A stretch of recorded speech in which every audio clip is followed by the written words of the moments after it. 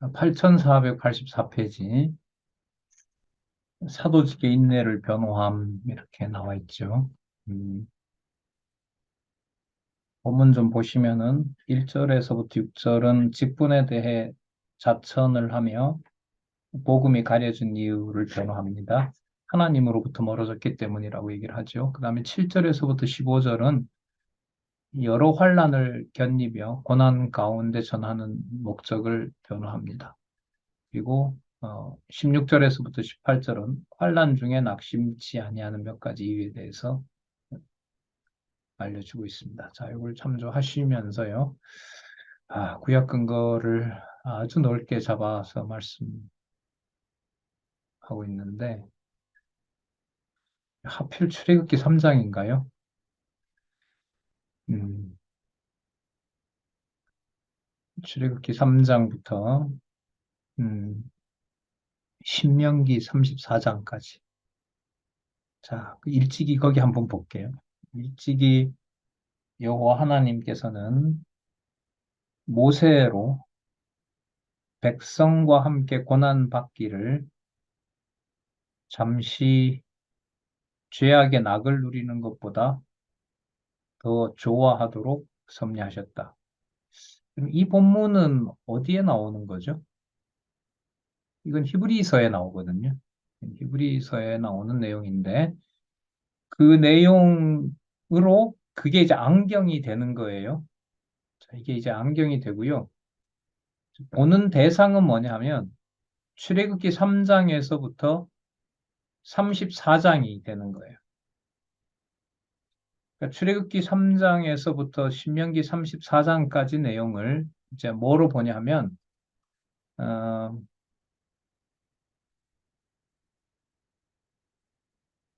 음,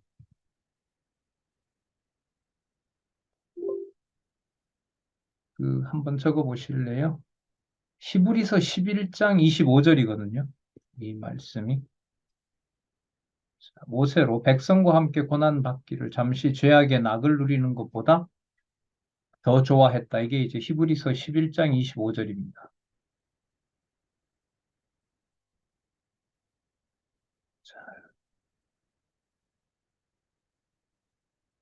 음,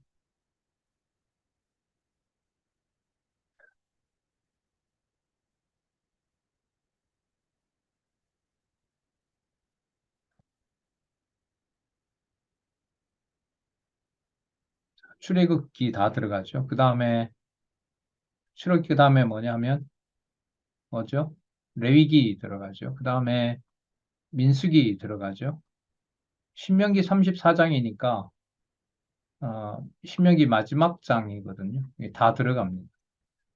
이제 전체 우리 이제 구조로 보면 출애굽기 3장은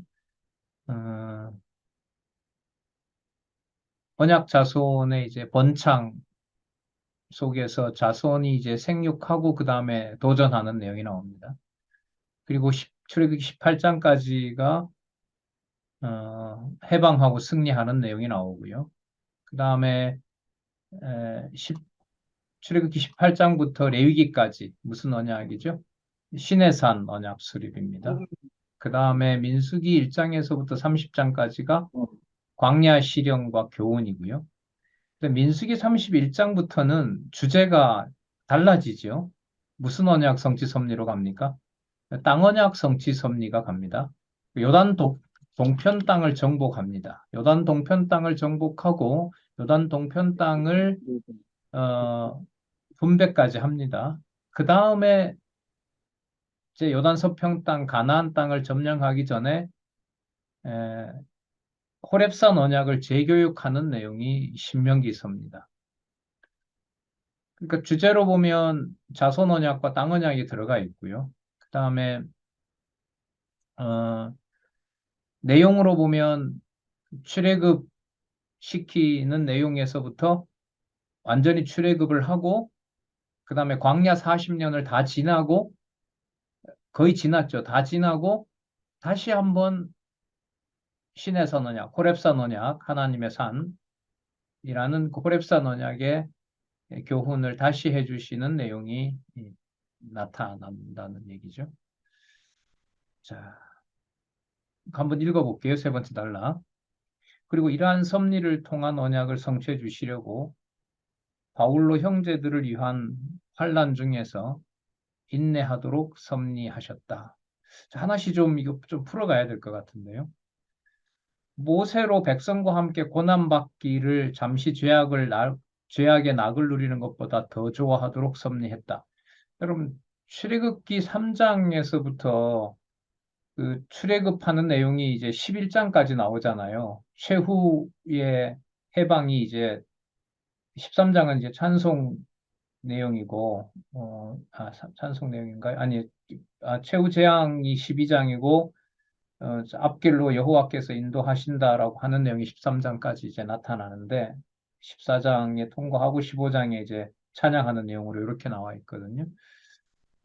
그 모세가 백성과 함께 고난 받는 것을 즐거워한다는 내용이 기억나세요, 여러분?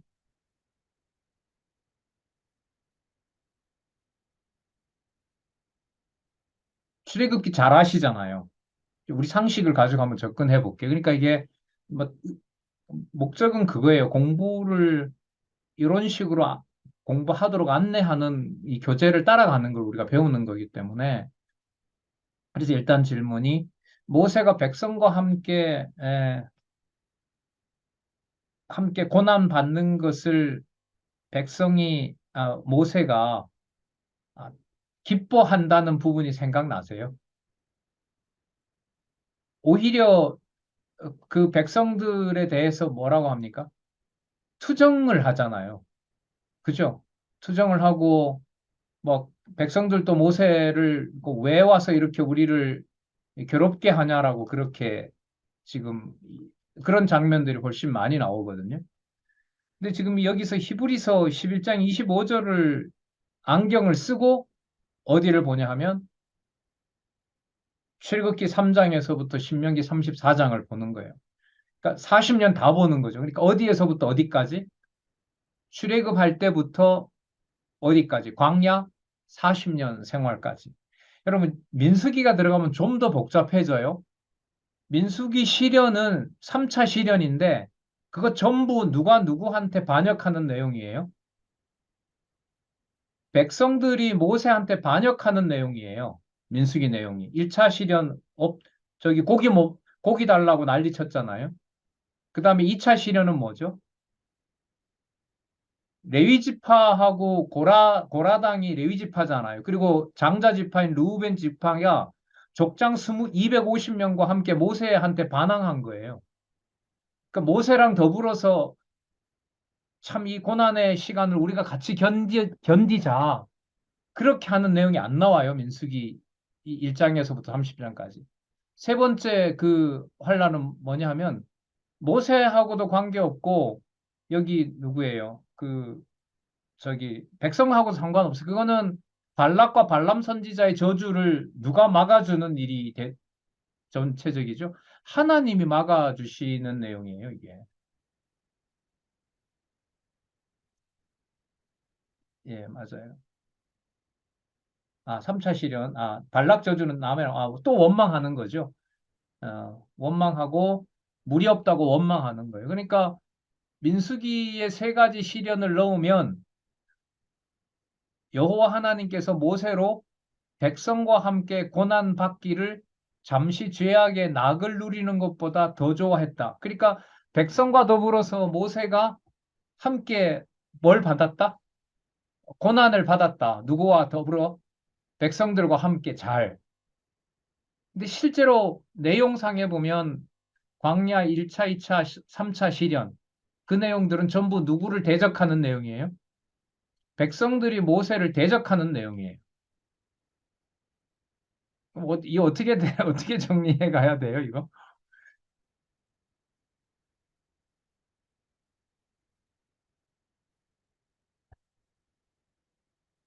자, 그러면 찾아와서 애굽에서 나가자고 할 때부터 홍해 앞으로 데리고 갔어요. 백성들이 모세와 더불어서 잘 견뎌내자고 했을까요? 모세를 반항하고 모세를 죽이려고 하는 분위기였을까요? 그거였죠. 그 다음에 10번의 재앙이 거듭되는 동안 백성들이 야, 이번에도 기다리자. 하나님의 능력이 더 드러날 것이다. 그렇게 같이 인내하며 기다렸을까요? 아니면 바로가 안 보내주니까 모세에게 짜증이 났을까요? 짜증이 났죠, 그거는. 그러니까 함께 고난을 즐거워한 경우가 아니에요. 현상적으로 보면. 아까 민수기서는 더 하고요. 그럼 출애굽해서 홍해 건너서 광야에 가서 40년 동안 생활할 때까지 민수기 34장까지 내용에 모세가 백성과 함께 고난받기를 더 좋아했다, 낙을 누렸다라고 하는 내용은 어떻게 해석을 해야 될까요? 내용상에서는 내용상에서는 설명하기가 어려워요. 그러면 어디로 넘어가야 돼요, 이게? 의미로 넘어가야 돼요. 의미로 넘어가야 돼요. 그럼 내용에서 의미로 넘어가는 것은 모세가 주어가 된다, 백성이 주어가 된다라는 것 가지고는 설명을 하자는 거예요? 하지 말자는 거예요? 하지 말자는 거죠. 그럼 누굴 가지고 설명하자는 거예요? 여호와 가지고 설명하자는 거예요. 그럼 답이 여기 나와요. 어떤 답이 나오느냐?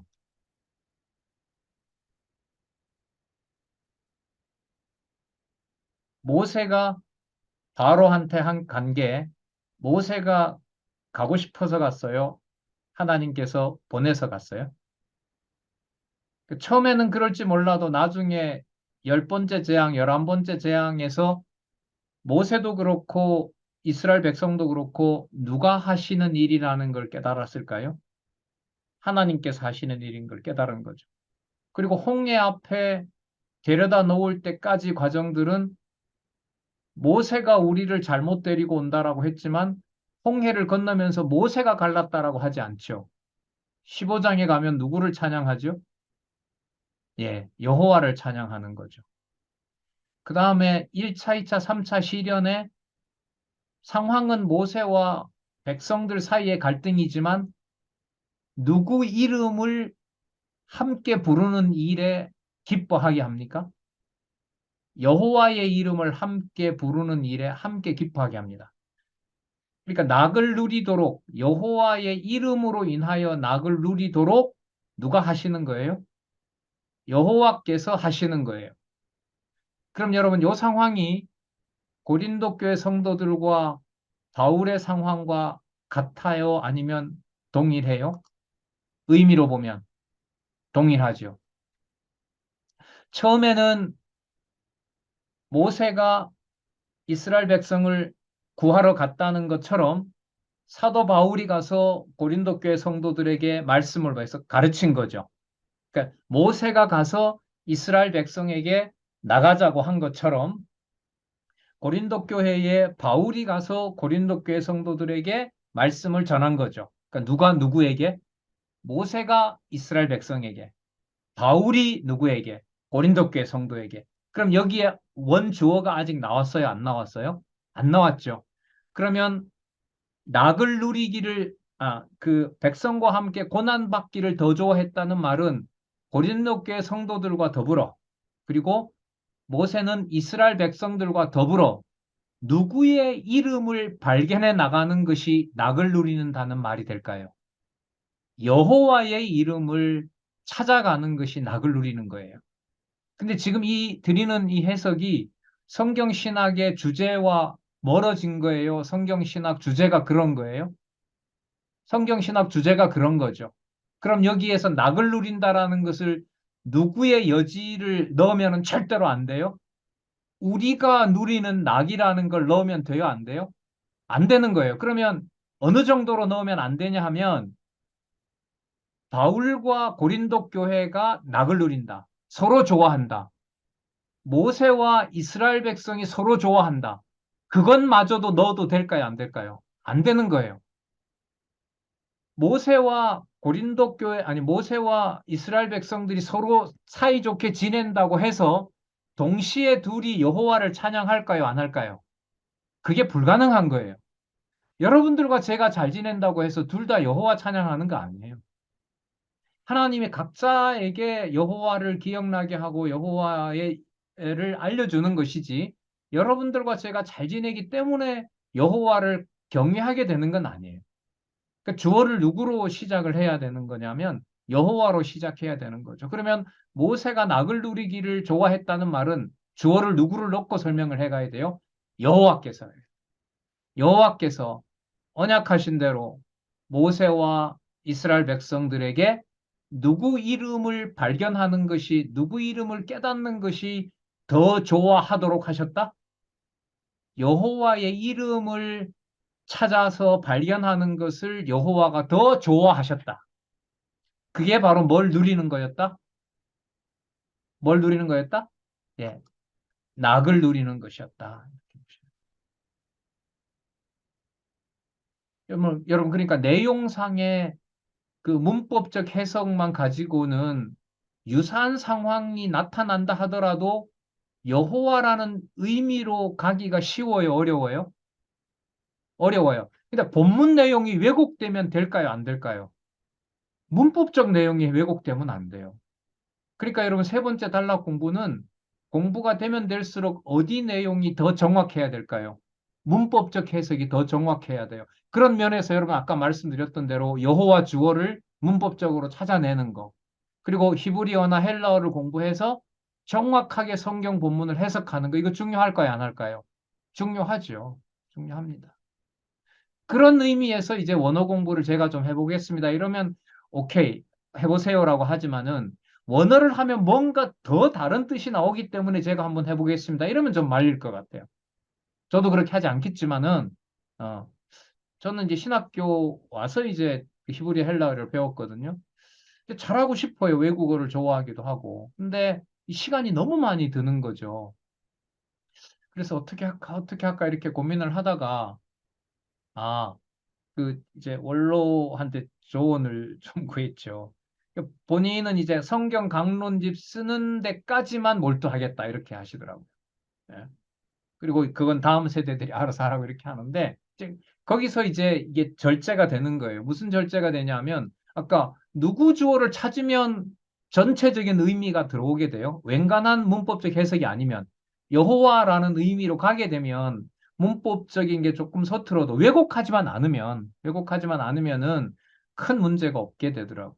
그러나 이제 다음에 저기 후배들이 만약에 원어 공부를 하게 되면 더 뭐 선명하게 하면 좋겠죠. 네. 근데 거기에 아는 시간을 열 중에 7, 8시간을 원어에다 쓴다 이러면은 좋은 방법은 아닌 것 같아요. 어쨌든 뭐 그건 그때만 상황마다 좀 다르겠지만요. 자, 그래서 여러분 여기 모세로 백성과 함께 고난받기를 더 좋아했다. 끝에 이제 서술을 붙이면 더 좋아하도록 여러분 여기 보세요. 답이 나오죠. 이 문장의 주어가 뭐고 수어가 뭐예요? 일찍이 여호와 하나님께서는 모세로 더 좋아하도록 뭐 했다? 섭리하셨다예요. 그러면 더 좋아하도록 섭리했으니까 누구를 더 좋아하도록 섭리하신 걸까요? 여호와만 더 좋아하도록 섭리하신 거죠. 그러면 여러분 우리 말씀 운동 40년 역사에 답이 나오지요. 뭐 하도록 해오신 역사일까요? 여호와만 더 좋아하도록. 일단은 성경신학 저자가 그렇게 하도록 했죠. 체제 개혁을 하게 했고 어떤 사람과의 인간관계에서도 자유롭게끔 했고 우리가 그걸 이제 배워가고 있는 거고요. 또 강론집의 주어를 여호와로 또 확정해 줌으로 해서 사람에게 매이지 않고 성도에 대해서는 감사한 그러한 이제 신앙을 갖도록 안내를 받고 있는 거잖아요. 자, 여러분 84는 좀 연구가 필요하고요. 공부가 좀 확인이 좀 필요합니다. 나중에 여러분들끼리 이렇게 얘기를 하시면서 좀 확인을 해 보시면 좋겠습니다. 8491로 갈게요. 사도직의 소망을 변호함 이렇게 나오는데 어, 1절에서부터 5절에 보면 하늘로부터 오는 처소를 덧입으려는 소망을 변호합니다. 어,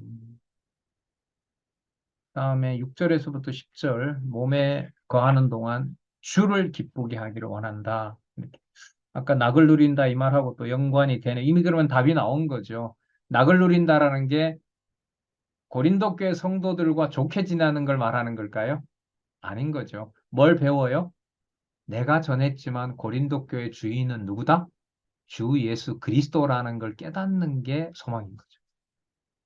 내가 낳았고 내가 수고했고 내가 이만큼 키웠는데 그 주관자가 누구다? 주 예수 그리스도라는 것을 깨닫는 것이 소망인 거예요. 주를 기쁘시게 하는 것이다. 창세기 50장 24절이 나오네요. 그 일찍이 또 한번 읽어볼게요. 8491에 일찍이 여호와 하나님께서는 요셉으로 애굽에서 형제들에게 하나님이 열조에게 언약하신 땅에 이르게 하실 것을 예언하도록 섭리하셨다. 요셉의 말을 말로 전한 얘기입니다. 요셉이 그 형제에게 이르되 나는 죽으나 하나님이 너희를 권고하시고 너희를 이 땅에서 인도하여 내사 아브라함과 이삭과 야곱에게 맹세하신 땅에 이르게 하시리라 하고, 여러분 한마디로 말하면 누구 소개하고 죽는 거예요? 여호와. 맞죠? 그 요셉의 유언은 여호와 계시네요. 맞죠? 여호와께서 약속하신 대로 아브라함과 이삭과 야곱에게 맹세하신 땅에 이르게 한다. 그러니까 우리 생활이 이게 언어가 단순해져요. 여호와 얘기하다가 딴 데로 가서 여호와라는 얘기에 못 따라오면 하기 싫어요. 그 뻔하거든요. 서로 얘기할 거 아니에요. 제가 그런 경우 있었는데요. 여기 이제 서울에 학교에 급하게 올라오게 되니까 이제 지방에 있던 교회가 이제 담임도 없고 뭐 당장 다음 주부터 강론을 누가 하고 이런 문제가 있었거든요. 어떤 집사님 한 분이 그렇게 무책임하게 가냐고 이렇게 하는 거예요. 그러면서 제가 지금부터 얘기하는 거 잘 들으시라고. 어, 여호와 하나님이 하게 한다 그런 말 하지 말고 들으래요. 날. 참 그리고 어떤 분은 또 그것도 하나님 하시는 일이지 않겠냐 이랬다니까 그런 얘기 말고 여호와한다는 이런 얘기 말고 나와 소통하는 얘기를 하자. 그럼 같이 미워하는 사람, 너 미워하는 사람 나도 욕하면 되냐 이랬다니까. 나도 욕은 잘하거든. 내가 욕 얼마만큼 해주면 되냐 너 대신. 에이씨 이러더라고요. 그러니까 하나님 하게 한다는 말로 말하지 말고 내 말 들어라. 그 말을 아주 가까이서 오랫동안 산 사람한테도 들어봤거든요. 근데 가만 보니까 그 말을 누구도 해요? 양장로님은 안 하시겠지만 바로 제가 하더라고요. 저쪽에서 하나님이 어쩌고 이렇고 뭐 얘기를 하려고 하면 그 하나님 빼놓고 얘기하자. 이게 본능적으로 저도 생기거든요. 예. 그럼 이게 여러분 본능이잖아요, 본능. 말씀을 많이 배워놓으면 사라질까요? 아니요. 이스라엘 백성은 더 많이 봤기 때문에 더 빨리 배반하더라고요. 이스라엘 백성들은. 예. 왜? 에덴 동산에 있는 자가 선악과 맛을 알까요? 아니면 타락한 세상에 있는 자가 선악과를 알까요? 맛을 알까요? 그럼 누가 타락할 확률이 더 많죠? 에덴 동산에 있는 사람이. 왜요? 뭘 아니까? 선악과 맛을 알거든요. 예. 여러분, 이게 고린도 후서에서 바울과 고린도 교회의 관계를 보통 관리해요? 너무너무 엄격하게 관리를 해요? 너무너무 엄격하게 관리하죠. 모든 걸 다 쏟아내놓고 어떤 자기 지분도 뭐 하지 못하게, 요구하지 못하게. 그럼 지분을 요구하지 않는다고 해서 고린도 교회하고 멀어져요? 아니죠. 누구하고 가까워짐으로 누구의 교회가 돼요? 여호와 하나님과 가까워짐으로 그렇죠. 그리스도의 교회 지체로서의 소통이 더 확정이 되는 거죠. 자, 그래서 여러분 창세기 50장 24절 하나님이 여호와 계시 이게 답이 나온 겁니다. 근래 우리가 고린도 후서를 했기 때문에 여호와 계시에 대한 구약 근거 창세기 50장 24절 요셉의 유언에서 확정했기 때문에 가는 방향은 뭐 선명하게 확인할 수가 있습니다. 자, 8496페이지로 가볼까요? 화해를 촉구하는 권고에 나서 한번 볼게요. 세 번째 단락 한번 보겠습니다. 음, 여러분 여기에 바로 하나님과 화목하라고 나오고요. 마음을 넓히라고 나오고 마음으로 영접해 달라고 하는 말씀이 여기에 나오거든요. 자, 잠언 15장 17절 보겠습니다. 여간 채소를 그 세 번째 단락 먼저 읽고 볼게요. 일찍이 여호와 하나님께서는 솔로몬으로 아들에게 여간 채소를 먹으며 서로 사랑하는 것이 살찐 소를 먹으며 서로 미워하는 것보다 나으니라고 가르치도록 섭리하셨다. 그리고 이러한 섭리를 통한 언약의 말씀을 성취해 주시려고 여러분 요 구절에서요. 지금 그리고 이러한 섭리를 통한 언약의 말씀을 성취해 주시려고 이게 처음 이런 말씀 드리는 것 같은데 잠언 15장 17절만 얘기한다. 1번. 2번. 잠언 전체도 들어가 있다. 2번. 몇 번요? 예. 2번이에요. 2번. 왜? 의미 분석 중심으로 성경 개론이 서론으로 이미 지나왔기 때문에. 잠언 15장 17절 개별적인 몇 장 몇 절이라고 하는 것은 이미 넘어섰잖아요. 왜? 이게 강론집이 본론이니까. 따라서 잠언 몇 장 몇 절은 뭘 다 포함한다? 잠언 전체를 포함한다. 그러면 잠언 전체만 포함하겠어요? 아니면 시편까지도 확대되겠어요? 시편까지도 확대가 되는 거예요. 자, 처음 말씀드리는 것 같은데 어, 혹시나 자 그래서요. 자 그리고 이러한 섭리를 통한 언약의 말씀을 성취해 주시려고 바울로 형제들에게 화해를 촉구하도록 섭리하셨다. 어, 채소 먹고 사랑하는 것이 소고기 먹고 미워하는 것보다 낫다. 이 말인 거죠. 여러분들 이 상황이 고린도 교회에 일어났어요? 안 일어났어요? 일어났죠. 부자들이 먹고 술 취하고 하는 틈에 저쪽에 누가 죽어가고 있죠? 예, 가난하고 헐벗은 다른 성도들이 죽어가고 있었죠. 그게 여러분 고린도 교회 상황이었거든요. 자, 자, 그럼 이 상황을 누가 수습을 하시냐 하면 하나님께서 단합과 일치시키시는 거죠. 무엇으로? 진리의 말씀으로. 바울을 통해서 전해진 그 진리의 말씀으로 일치시키는 겁니다. 자, 다음 8502페이지. 8502페이지. 마음을 넓히라고 공부하는 내용이 나타납니다.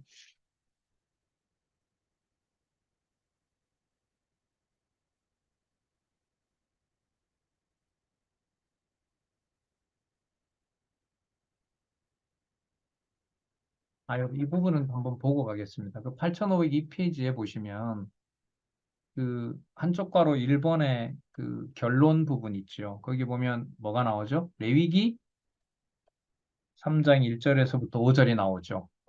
거의 똑같은데 이렇게 다른 부분이 있어요. 제가 이 부분은 제가 지나왔는데 우리 한번 같이 확인해 보고 넘어가도록 하겠습니다. 자, 그 8502페이지 두 번째 단락. 일찍이 여호와 하나님께서는 모세에게 회막에서 화목제의 희생을 흠없는 것으로 예물을 삼아 드리는 규례를 명하여 준행하도록 섭리하셨다. 그리고 이러한 섭리를 통한 언약을 성취해 주시려고 그리스도 대속의 죽으심으로 하나님과 화목하도록 섭리하셨다. 자, 이렇게 해서 여기서 레위기 3장 1절에서부터 5절까지 내용, 화목제 드리는 내용을 근거로 설명을 하고 있습니다. 자, 아까 시작할 때는 이게 레위기 내용으로 시작했었나요? 죄송합니다. 한쪽 가로 1이죠. 한쪽 가로 3이죠. 1, 2고. 죄송합니다, 여러분. 8497페이지에 있었네요. 죄송합니다. 8400 지나와서 그랬나?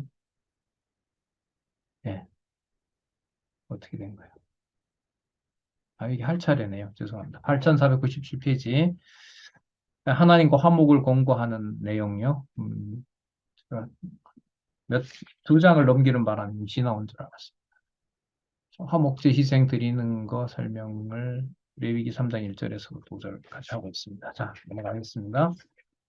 그다음에 8502페이지 마음을 넓히라고 권고하는 내용 볼게요. 세 번째 단락. 일찍이 여호와 하나님께서는 시편 기자로 주께서 내 마음을 넓히시오면 내가 주의 계명의 길로 달려가리이다. 고 찬양하도록 섭리하셨다. 이러한 찬양을 통한 언약을 성취해 주시려고 바울로 형제들에게 마음을 넓히라고 권고하도록 섭리하셨다. 이거는 그 구절에 있는 동일한 구절 중심으로 명시를 해 놓았습니다. 마찬가지입니다. 시편 119편 32절에 시편 전체에 신실성 찬양하게 하시는 내용들을 배경으로 삼아야 될까요? 안 삼아야 될까요? 당연히 삼아야 됩니다. 신실성 찬양과 관련해서 보셔야 되고요.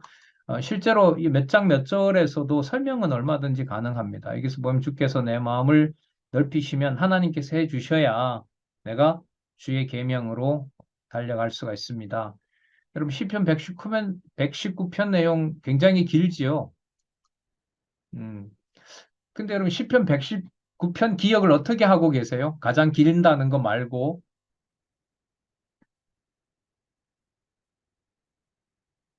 저도 지금 그 테이프를 가지고 있는데 옛날 대치동에서요. 기독교 윤리학 특강을 하면서 테이프 3개로 이 시편 119편을 강론한 게 있어요. 시편 119편은요. 이렇게 이해하시면 돼요. 하나님이 하게 해 주신다고 했는데 하나님께서 하게 해 주셔야 되는 일입니다. 그 내용이 시편 119편이에요. 하나님이 약속하셨으니까 하나님께서 하게 해 주셔야 됩니다. 이게 119편입니다. 그러니까 시편 전체를 모르더라도 뭐만 어느 정도 알고 있어도요. 시편 119편만 알고 있어도 마음을 넓히라고 권고하는 이 내용이 사도 바울이 고린도 교회들에게 넓히라고 하는 것이 아니라 누가 꼭 그렇게 해주신다고 했으니까 누가 꼭 그렇게 해주세요라는 내용이에요.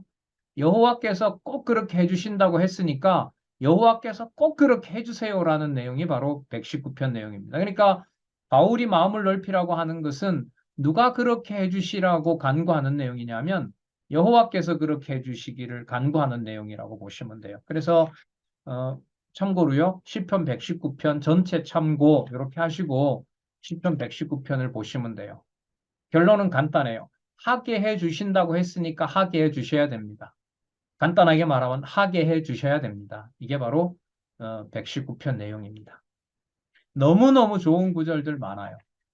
진리를 깨닫게 해 주셔야 가능한데 진리를 깨닫게 해 주세요. 이렇게 막 부모한테 떼쓰 이렇게 간구하는 내용 그런 톤으로 나와요.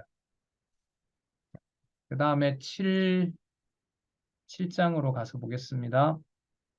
마음으로 영접하라고 공부하는 내용 8509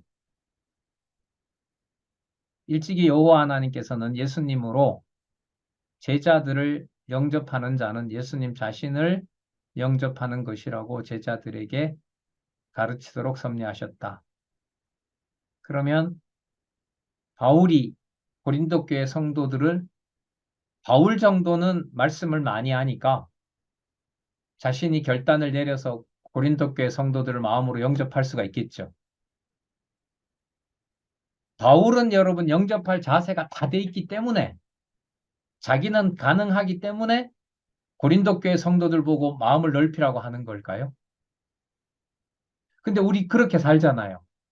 야, 너 이거 해야 돼. 이럴 때는 너 이거 왜 약속 안 지켜? 너 이거 꼭 해야 돼라고 자녀한테 얘기할 때는 나는 뭐 하는 자를 전제로 합니까? 나는 약속 잘 지키는 자라는 전제를 하고 하잖아요.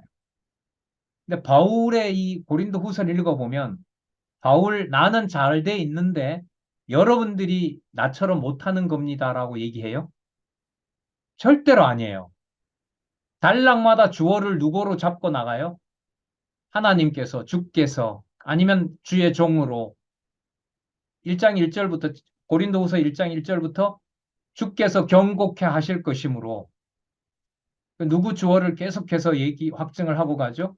하나님이 그렇게 하신다는 걸 확증을 하고 갑니다.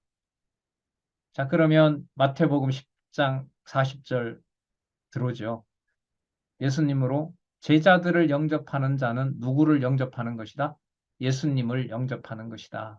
영접하는 것이다. 그러니까 바울이 고린도 교회 성도들을 용납해 주는 것을 하나님께서 깨닫게 하셔서 그렇게 한 것처럼 고린도 교회 성도들도 잘 들어보세요. 고린도 교회 성도들도 하나님이 해주시기를 간구하면서 공부하는 걸까요? 바울 자기처럼 하라고 명령하는 걸까요? 몇 번요? 1번이에요. 1번. 네, 1번입니다. 근데 자칫요, 이 흐름을 놓치게 되면 고린도 후서를 읽다 보면 바울은 되어 있는데 고린도 교회 성도들이 마치 못하는 것처럼 얼마든지 빠져나갈 수가 있어요. 삐쳐나갈 수가 있어요.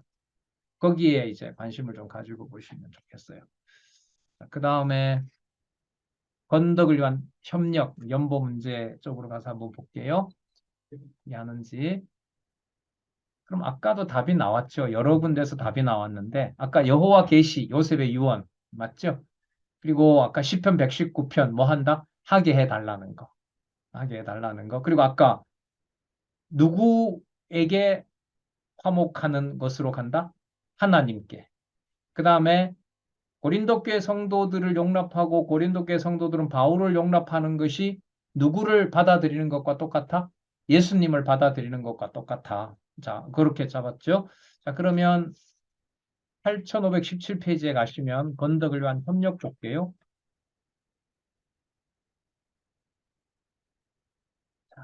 역대하 2장이 나오네요.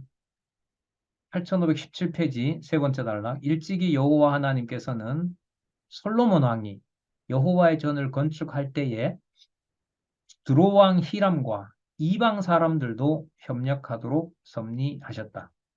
그리고 이러한 섭리를 통한 언약의 말씀을 성취해 주시려고 바울로 교회 건덕을 위한 협력을 강조하도록 섭리하셨다.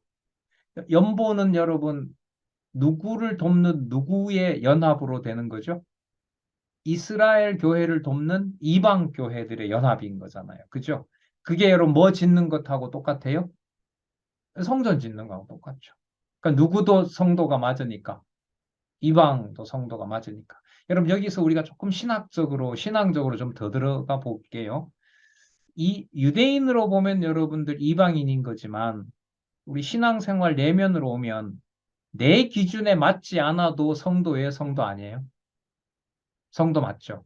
자, 이렇게 말씀드리는 건 뭐 도덕적 교훈을 하려는 게 아니고요. 무슨 상황이냐면 유대인인 사도 바울이 고린도 교회 성도들을 받아들이는 게 자기 힘으로 된다는 거예요? 안 된다는 거예요? 안 된다는, 그리고 해서도 안 된다는 거죠. 자기 사람으로 만들어서도 안 된다는 거잖아요. 그러면 여러분들과 제가 어떤 성도와 진리 안에서 교제를 나눈다는 게 누구 사람으로 만들지 않도록 할까요? 내 사람으로 만들지 않도록 해요. 그래서 여러분, 친한 관계와 좋은 관계에서 큰일이 벌어져요. 져야만 돼요.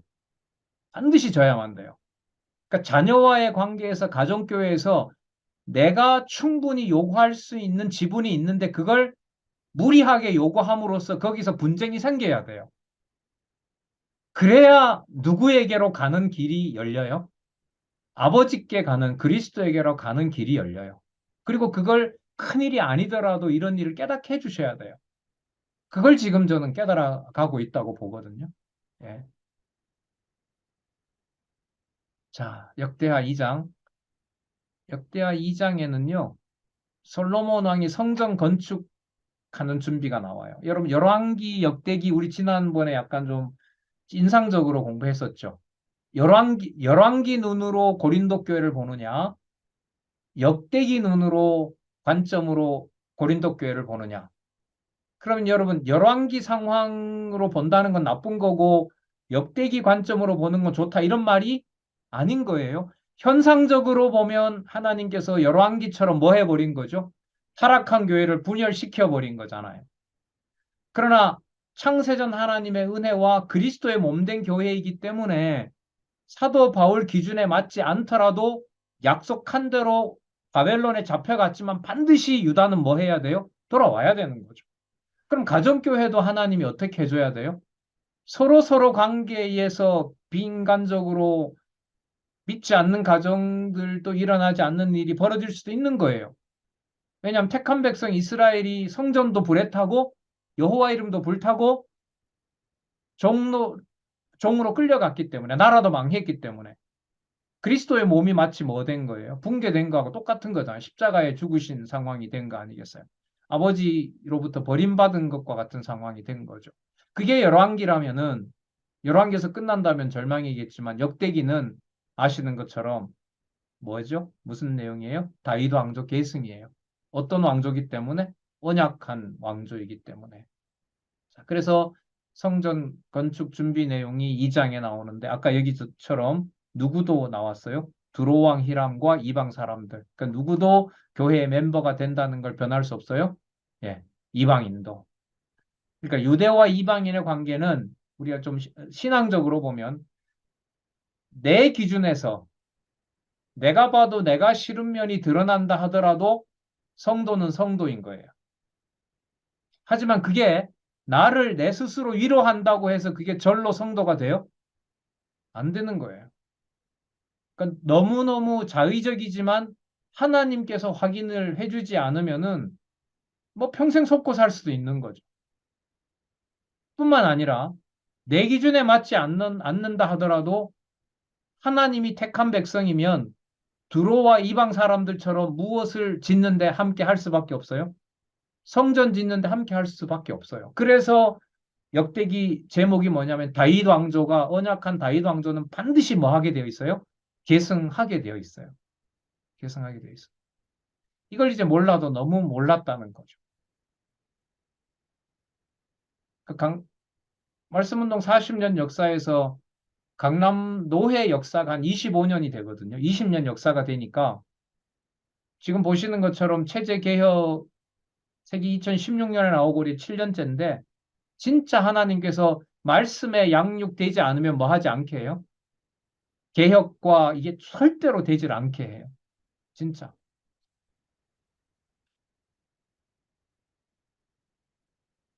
그래서 역대하 2장은 돌아와서 바벨론 포로에서 돌아와서 440년경에 썼다고 하니까요. 역대기가. 그러니까 여러분 돌아왔을 때가 540년경에 돌아온다고 하면 몇 년이 지난 거예요? 100년이 지났잖아요. 계속해서 누구 지배를 받고 있죠? 예, 이방의 지배를 받고 있어요. 다윗 왕조는 눈에 보여요, 안 보여요? 안 보여요. 수룹바벨이 왕 아니에요. 총독이에요. 나라의 지배자는 누가 되는 거예요? 바벨론에서 페르시아로 넘어왔을 뿐이에요. 그런데 100여 년 후에 쓰는 글에는 다윗 왕조에게 약속했던 것들이 무너졌다. 한 치의 차고 없이 계승되고 있다. 계승되고 있다. 이렇게 바꿔볼게요. 고린도 교회 성도들이 1년 6개월 1년 18개월 공부하고 바울이 떠난 다음에 바울을 배신하고 고린도 교회와 바울이 갈라져 버렸다. 하나님의 교회가 무너졌다. 이렇게 단정 지으면 될까요? 안 될까요? 안 돼요. 열왕기는 대충 될런지 몰라요. 하지만 뭐 가지고는 안 돼요? 역대기로는 절대로 그렇게 말하면 안 되는 거예요. 교회는 무너진 적이 없어요. 무너질 수도 없고. 그럼 그리스도의 통치가 끝난다는 얘기 아니겠습니까? 그럼 그리스도가 통치한다는 말은 뭐가 있다는 얘기예요? 교회가 있다는 얘기죠. 안 그렇습니까? 그리스도가 살아계신단 말은 그리스도가 교회의 통치자로 계신 거 아니에요. 한 몸이 된 거 아니에요. 그럼 우리 눈에 볼 때 없지만은 7천 명을 하나님이 남겨둔다는 논리와 같은 거죠. 뭐 7천 명이 큰 규모이긴 하지만 우리 신앙으로 본다면은 절대로 저건 봐도 100% 아니다라고 생각하는데 누구의 통치는 변함이 없어요? 그리스도 통치는 변함이 없어요. 그래서 함부로 말할 수가 없는 거예요. 예. 여러분, 이 경우를, 이 엄격한 진리를 다음 세대들은 가정에서부터 배워갔으면 좋겠어요. 아니면은 다르게 어떻게 성장할 방법이 없다고 봐요, 저는. 그런 시간들을 부모들은 다 놓쳤던 거죠. 적어도 저희들은 거의 놓쳤어요. 그러니까 이걸 바벨론 포로에 잡혀가면 다 끝난 줄 아는데 다시 돌아와서 100여 년이 지나서 에스라를 통해서 다시 역대기 에스라, 느헤미야, 에스더를 쓰면서 120도에 흩어져 있어도 누구 이름 부르는데 변함이 없다? 여호와 이름 부르는데 변함이 없다는 진리를 가르쳐 준 거죠. 그야말로 여러분 7천 명이 아니라 수십만 명이 어디에 흩어져서 있는 거예요? 예, 127도에 흩어져 있는 거죠. 예. 그러니까 하나님의 교회의 어떤 통치 방식에 대해서 이건 너무너무 신비롭고 놀라운 거죠. 그 다음에 8518페이지 한번 가볼게요. 협력을 촉구하는 권고 시편 133편 11절 여기 예, 잘 아시는 말씀 나왔는데요. 어, 형제가 연합하여 동감이 어찌 선하고 아름다우고 여러분 여기 형제의 이제는 유대만 들어간다 이방도 들어간다 이방도 들어가야만 한다 이방도 들어가야만 한다 아까 역대기 2장이 나왔으니까 예 우리 보자 8장 8518페이지부터는 우리 다음 시간에 하고요 혹시나 질문이나 추가로 제가 좀 선명하지 않게 설명한 부분이 있으면 여러분들이 말씀하셔도 됩니다. 한 10여 분 정도 밑에 음소거 하시고 말씀하시고 그 다음에 닫으시고 이렇게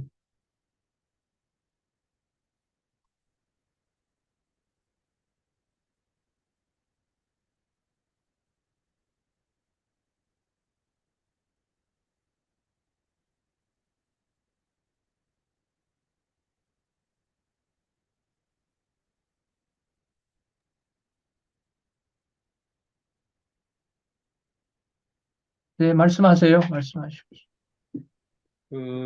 지금 8465페이지에서요, 예, 오해를 풀어주며 격려함 그 내용 중에서, 어, 그게 이제,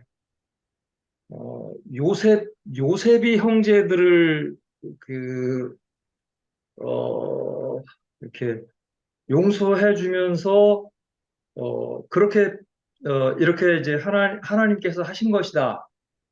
그렇게 하면, 어, 크게 무리가 없는데, 거꾸로 형제들이 요셉에게 이런 표현을 하면 굉장히 이게 받아들이기가 힘든 것 같아요.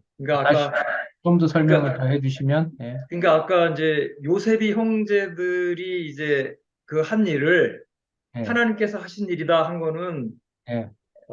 받아들이기가 쉬운데 거꾸로 이거를 형제들이 요셉에게 그거 하나님께서 하신 일이다 이렇게 말하면 엄청 받아들이기 힘든 것 같아요. 그러니까 아까 교수님, 교수님 표현에서 이제 하나님이 하게 하신다. 이제 우리 중에 이제 많이 있는 일인데, 예, 그러니까 이게 어디까지가, 그러니까 저도 이제 이게 사실 고민이거든요. 그러니까, 쉽게 얘기하면 뭐냐 그러면은 이렇게 되는 거잖아. 하나님이 하게 하신다 그래서 이제 핑계 된다 그러잖아요.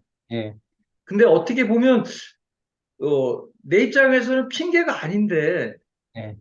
사실을 얘기하는데 상대방에서는 왜 그거 하나님 핑계 되냐.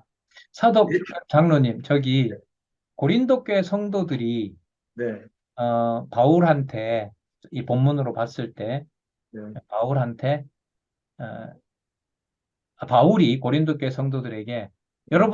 여러분들 범죄에 대해서 왜 자꾸 핑계 대서 이런 말 한 적 있어요, 없어요? 그런 거 없죠. 없죠. 예, 근데 고린도 교회 성도들은 바울 보고 뭐 한다 그러죠? 핑계댄다 그러죠. 핑계 된다 그러죠.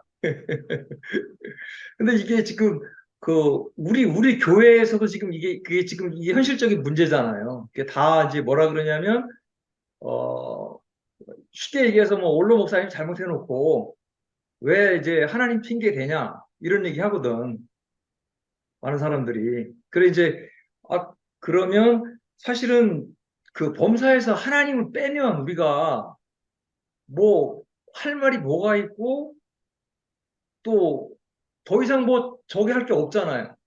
자, 고린도 후서니까요. 우리가 요즘 공부했으니까 이제 좀 더 여기서 이제 이거 본문 내용으로 조금 더 들어가서 얘기를 해볼게요. 바울이 고린도 교회 성도들을 책망합니까? 안 합니까? 안 하지. 아, 뭐라 하잖아요. 내가 용서하지 않겠다고도 하잖아요. 그런 건 하죠. 예, 그리고 지적하잖아요. 예, 예. 은행의 분당에 대해서 또 계시받는 것에 대해서 또 여자가 계시받고 그 교회에서 가정교회 무시하고 와서 막 잘난 체하고 하는 거 바울이 실제로 지적을 합니까? 안 합니까? 하죠. 현상적으로 하죠. 네, 그리고 고린도 교회 성도들도 바울이 핑계 댄다고 하죠. 네. 그죠? 그래서 사도권 내놔봐라. 그러니까 자꾸 변명하는 것처럼 보이니까 뭘 내놓으라고 그러는 거예요. 증명서 내놔라. 증명서 내놓으라고 하는 거잖아요. 그리고 거짓 지도자들이 계속해서 성도들에게 그 사도 바울의 저의는 나중에 그 사도 바울이 직접 얘기하잖아요. 말은 저렇게 얘기하는데 결국은 나중에 가면 그 연보를 바울이 하려고 그런다. 그러니까 자기가 친구. 네. 그러니까 바울도 고린도 교회 성도들을 책망하고요. 고린도 교회 성도들도 바울이 핑계 댄다고 하잖아요. 그럼 요 두 가지 사건에 누가 더 잘하고 누가 잘못하고라는 게 장로님 있을까요, 없을까요? 바울이 책망하는 거는 맞는 거고 음, 고린도 교회 성도들이 바울을 보고 뭐라 하는 것은 그런 거고 그런 걸까요? 바울은 선생이니까 책망하는 게 맞고 고린도 교회 성도들은 배운 주제에 스승한테 어, 말하는 것은 잘못된 거고 장로님 이거 그건 아닌 것 같은데. 다른 시각일까요? 아닐까요? 전 잘못된 아니라고 시각인 것 같은데. 아니라고 봐요. 음, 아니라고 봐요. 자, 여기서 좀 연장을 해볼게요. 성경 신학에 대한 투철한 신학적 입장을 가지고 교회에 대해서 성도님들에 대해서 이런저런 것이 성경적이다 아니다 혹은 그 삶에 대해서 성경 신학 저자인 박영기 원로 목사님께서 얘기하신 부분이 많죠. 예, 교회 개혁이 안 된 부분 한국 교회에 대해서도 그렇고 장안중앙교회에 대해서도 얘기하는 거 있죠. 지적하시잖아요. 성경적이 아니라고. 그리고 질타도 한 부분이 있고 화낸 적도 있단 말이죠. 그러면 성도들은 또 누구에게 똑같이 얘기해요? 박영기 원로 목사님한테 똑같이 얘기를 하죠. 그럼 박영기 원로 목사님이 한 말은 더 많은 걸 알고 있는 분이기 때문에 그 말은 맞는 말이고 정당한 거고 배운 사람이 그렇게 반론을 제기하는 것은 그릇된 것이다. 그렇게 보면 돼요. 그럼 어떻게 봐야 돼요? 가정으로 와서 볼게요. 성경 공부를 많이 한 양장로님이 자녀에게 이건 성경적이 아니야. 라고 질타할 수 있잖아요. 그죠? 예, 예, 예. 말도 안 되게 변명하는 거 화내게 질타할 수 있잖아요. 그러면 저쪽에서는 이거는 아빠인 당신도 마찬가지 아니냐라고 반박할 수 있죠. 그럼 이 경우에 아버지는 잘한 것이고 잘 모르는 자녀가 한 것은 그릇된 게 되죠. 그래요? 뭔가 이상하죠, 장로님. 음, 많이 공부한 장로님이나 권사님이 조금 모르는 사람들에게 질타하는 것은 정당한 거고, 간 나와서 몰라서 실수해서 그렇게 저는 이 정도밖에 안 되는데 왜 그러냐라고 만약에 항의를 한단 말이죠. 그럼 음, 그거는 그릇된 거고 그런 건가요? 그런 건 아니죠. 아니에요. 예. 아까 참 잘 말씀하셨는데 형제들이 팔아놓고 야 그거 하나님이 하게 했다. 그 말이 안 나와서 좀 다행스럽게 생각한다고 장로님 얘기하신 거잖아요. 이 말을 그러니까 장로님은 요셉이 하기가 요셉이 할 수 있는 말이다. 그럼 요셉이 할 수 있다는 말은 요셉은 당했기 때문에 할 수 있는 말인가요? 그건 아니죠. 그건 아니잖아요. 음, 자, 그러면 여기서 장로님, 누구의 이름이 누구에게 나오느냐, 안 나오느냐를 생각해야 돼요. 음. 사도 바울이 그러니까 만약에 자기가 많이 알고 있기 때문에 나는 주 예수 그리스도를 계시로 받고 당신들보다 더 많이 알고 있기 때문에 나는 어떤 상황에 대해서 누가 하게 했다?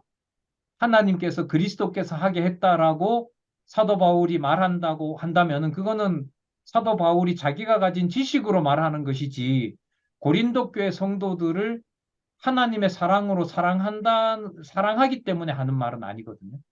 그러니까 여기서 누구 주어가 반드시 나와야 되냐 하면 여호와께서 사도 바울에게 고린도 교회를 사랑하는 마음을 반드시 뭐 하기 때문에 주시기 때문에 고린도 교회 사랑 성도들에게 권면하는 일이 되는 것이지 사도 바울이 이런 조건이 있기 때문에 본인이 말하는 것은 변명이 아니고 정당하고 실수한 이 사람들이 하는 것은 그릇된 거기 때문에 부당한 거고 이렇게 사람의 경우에다 두고 그르다 그르지 않다라고 하는 것은 여호와 계시 관점으로 접근하기가 좀 어렵다고 봐요.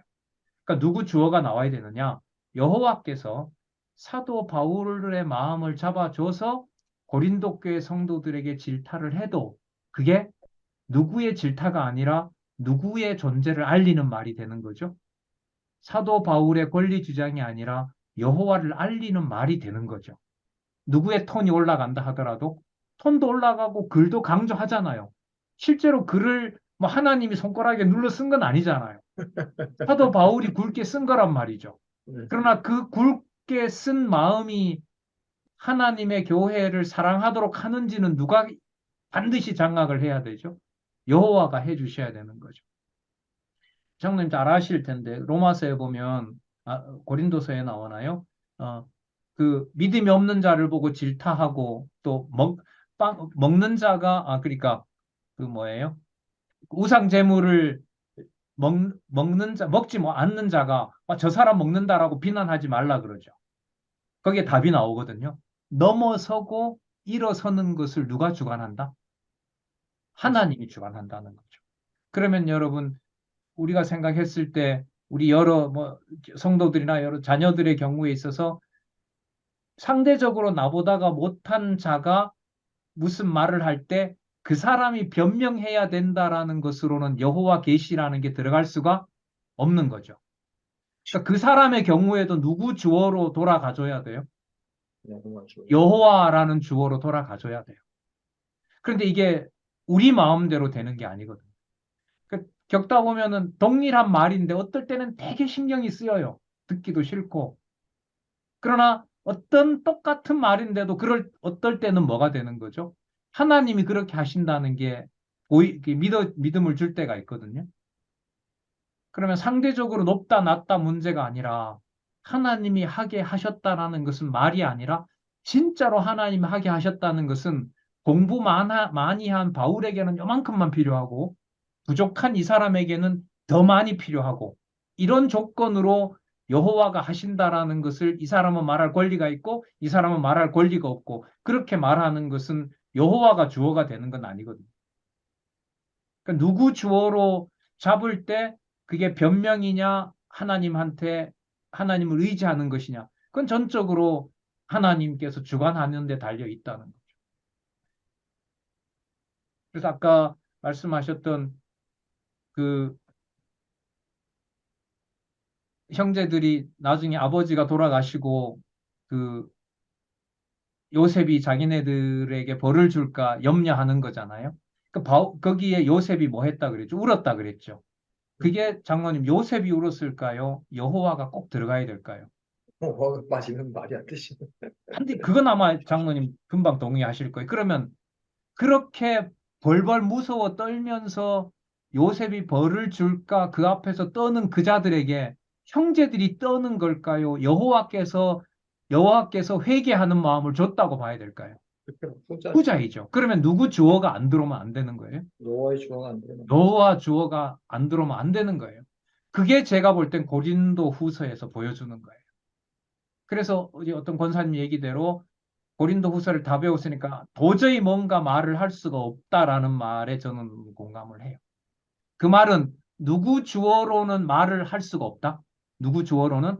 인간 내 주어는 주어로는, 너 주어로는, 그 사람 주어로는, 이 장로님, 이 권사님 주어로는, 아버지 주어로는 안 된다는 거죠. 그러니까 말을 할 수 없다는 말은 내 주어를 사람 주어로는 말할 수가 없고 반드시 누구 주어가 들어가야 된다?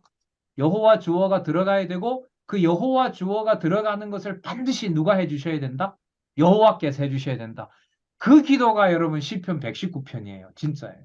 119편. 하게 해주신다고 했는데 지금 하게 되지 않는 상황이기 때문에 하게 해주셔야 된다는 것을 하나님이 꼭 하셔야 됩니다. 이게 119편입니다. 제 119편 메모가 그렇게 되어 있거든요. 예. 이런 주제는요, 이렇게 얘기를 좀 해주셔야 되는 게 맞아요. 그래서 이 세미나로 가는 거예요. 성경 여기도 찾아서 그럼 이건 어떻게 되느냐? 그럼 이건 어떻게 되는 것이냐? 이렇게 해서 서로 확인이 되는 거죠. 이렇게 보고 그럼 이 구절은 어떻게 되냐? 이렇게 해서 또 얘기를 할 수가 있는 거죠. 네, 조한우 권사님, 네. 네, 저기 제가 하나 잘 이해가 안 되는 게 있어서 네, 질문을 하는데요. 네. 8484 페이지에 8484요? 네, 네, 거기서 아까 그 이제 출애굽 3장에서부터 신명기 34장까지의 이제 근거구를 하시면서 네, 이 여호와 하나님께서 모세로 백성과 함께 고난 받기를 잠시 죄악의 낙을 누리는 것도 이게 히브리서 11장 25절이었잖아요. 네, 네, 근데 여기서 지금 이게 아까 교수님이 설명하시면서 이거 이제 문법 여기 이 대목에서는 문법적 해석보다는 의미로 하는 게 맞다. 그렇죠? 그렇게 말씀하셨죠. 예, 예. 제가 잘못 이해했나요? 아닙니다. 근데 그렇게 하시면서 요 대목에서 낙을 누리는 것이라는 것을 찝어서 여호와의 이름을 찾아가는 이렇게 의미로 봐야 된다고 하셨는데 네, 낙을 누리는 것 이게 여호와를 생각하고 여호와를 찾아가는 거라고 설명하신 것 같아요. 그렇죠? 맞아요. 예. 근데 저는 그 낙을 누리는 그 앞에 있는 죄악이 걸리는 거예요. 내가 너무 이상한가요? 잠시 죄악의 죄악에 낙을 누리는 것보 네, 예. 예, 그러면 예를 들면 낙을 누리는 것 하나만 봤을 때는 여호와의 이름을 찾아가는 것 같은데 그 앞에 죄악의 그 의라는 소유격은 낙을 누리는 것을 같이 붙은 거 아닌가요? 저는 그게 아까부터 죄악이 걸리는 거예요. 응? 다시 읽어볼게요. 여호와 하나님께서 모세로 백성과 함께 고난받기를 잠시 죄악의 낙을 누리는 것보다 더 음, 좋아하도록 섭리하셨다. 잠시 죄악의 낙을 누리는 것보다 아, 고난받기를 더 좋아했다. 이렇게 되는 거죠. 모세로 백성과 함께 잠시 죄악에 있어서 낙을 누리는 것보다 고난받는 것을 더 좋아했다. 음. 예, 그러면 여기서 잠시 죄악의 낙을 누리는 게 그러면 권사님 뭐겠어요? 그리고 아까 저기 교수님은 여호와를 생각하시는 거라 그랬잖아요. 여호와를 찾아가고 하는 거. 그렇죠. 그러니까 이런 거죠. 삶으로 보면 애굽에서 그 나중에 나와서 투쟁했던 것처럼 네, 400년 정착하면서 조금은 고생스럽긴 하지만 마실 음, 물도 많고 뭐 야채도 있고 채소도 있고 다 있잖아요. 그죠? 네, 그게 그걸 함으로써 누구 이름을 부르는 일은 점점 이제 더뎌지는 거죠. 여호와죠. 여호와의 이름을 부르는 것은 점점 더뎌지는 거죠. 왜냐하면 네, 어느 땅으로 못 가고 자꾸 어디에 살아야 되니까. 가나안 가나안 땅에 가야 누구 이름을 부르는 일이 일어나는 거죠. 여호와 이름을. 그걸 부르는 거 아니겠어요. 네, 그러니까 백성들로 보면 편안하게 그냥 애굽 땅에서 사는 거 그리고 거기서 억압받지 않고 편안하게 사는 게 훨씬 백성들로 보면 뭐가 돼요? 좋은 거죠. 음, 그죠? 낙을 누리는 거잖아요, 그게. 네, 그게 훨씬 더 좋은 거죠. 하지만 누구 이름을 점점 못 부르게 되죠. 여호와 이름을. 여호와의 이름을 못 부르게 되죠. 음, 그게 바로 뭐냐 하면 낙을 누리지 못한다는 얘기입니다. 음, 자, 그 말을 어떻게 연결시켰냐면 고린도 교회 성도하고 고린도 바울하고 화해를 하면 누구와 누구 사이는 좋아질 수 있어요. 고린도 교회와 교인하고 바울 사이. 바울 사이는 좋아질 수 있죠. 두 사람이 하나님은 멀어지죠. 가까워진다고 해서 제가 아까 그런 말씀드렸는데 누구 이름을 동시에 부르는 건 아니에요. 하나님을. 여호와 이름, 그렇죠. 하나님 이름, 주 예수 음, 그리스도를 바로 찾는 건 아니란 말이죠. 음. 그러니까 방법을 어디에서 나오게 한 것처럼 애굽에서 나오게 한 애굽에서 나온 것처럼 것처럼. 죄악의 권세에서 나오게 한 것처럼 바울의 욕심과 고린도 교회 성도들의 욕심을 하나님께서 뭐예요? 서로 합치지 않고 떼어놓고 음, 각자 누구를 누구 이름을 부르게 하는 것으로 안내를 한다? 하나님, 여호와. 여호와, 그 다음에 예수 그리스도의 이름을 부르게 하는 쪽으로 데리고 오는 것이 바로 모세가 백성들과 더불어 거기 사는 것이 아니라 약속의 땅으로 가는 것이 낙을 누리는 것이다. 이렇게 설명합니다. 알겠습니다. 네.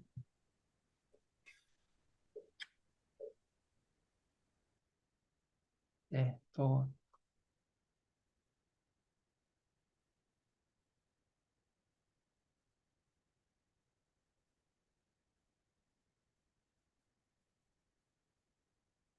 다른 분 없어요? 네, 없으면은요, 우리 수고들 하셨습니다. 네, 잠시 기도하고 오늘 마치도록 하겠습니다. 하나님 감사합니다. 성경 신학 총서를 통해서 성경을 하나님의 말씀으로 확인해 주시고 또한 귀한 신앙의 선배들을 많은 고민과 여러 가지 험난한 시간들을 통해서 또 여러 실수도 드러내시고 또한 그럼에도 불구하고 다시 말씀으로 돌아오게 하는 많은 시련과 역경의 시간들이 있었습니다. 말씀으로 다시 해석하게 하시고 또한 그 가운데 여호와 하나님의 살아계심과 무한한 은총이 얼마나 중요하고 또한 그것이 생명이 되는지 이 시간 함께 고민해 봤습니다. 각자에게 주신 아름다운 은사들이 하나님 누구나 다 있는 것으로 확신합니다. 모든 것들이 진리 안에서 또 진리의 바탕을 두고 생각하는 것 하나, 말하는 것 하나, 기도하는 것 한마디 모두가 진리의 말씀에 토대를 두고 서두르지 않고 조금은 늦더라도 조금은 답답하더라도 진리의 말씀 안에서 주 예수 그리스도가 통치하는 아름다운 교회, 하지만 너무나 투명하고 또한 하나님의 능력의 영광과 하나님의 심판이 드러나는 바로 그 현장에서 오직 하나님만 바라보는 주의 귀한 지체들과 또 동역자들이 될 수 있도록 하나님께서 지켜주시옵소서. 여러 생각들을 하나님 잠시 접게 하시고 또 편안한 시간 될 수 있도록 하나님 인도해 주시기를 간절히 소원합니다. 예수님의 이름으로 기도드렸습니다. 아멘. 네, 감사합니다. 수고하셨습니다.